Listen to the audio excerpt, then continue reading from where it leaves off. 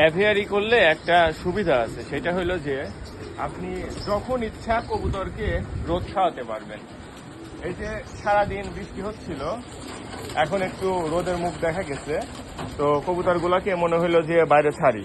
তো দেখেন কি সুন্দর ঘুরে বেড়াচ্ছে, হারানোর কোনো চান্স নাই। আমাদের কোনো বেবি রেডি হইলে আমরা সরাসরি এর মধ্যে ছেড়ে দেই, অটো ম্যাপিং হয়ে যায়, ও আর হারায় না, হারানোর কোনো সম্ভাবনাই নাই। শুধু প্রথম প্রথম একটু উপর দিয়ে ঢোকার চেষ্টা করে, সেটা যখন ও চিনে যায় যে না এই দিক দিয়ে ঢুকতে হবে, পরে ও আর ওইরকম উপরে সময় নষ্ট করে না, মিস্টেক করে না।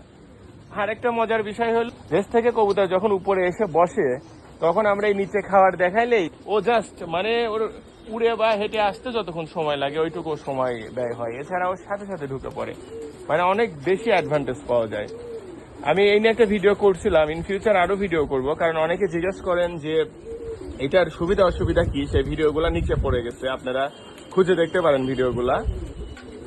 তো দেখেন কবুতরগুলো কি সুন্দর মানে ঘুরে বেড়াচ্ছে, ওই ভেতরে উড়ার স্পেসও পাইছে ওরা।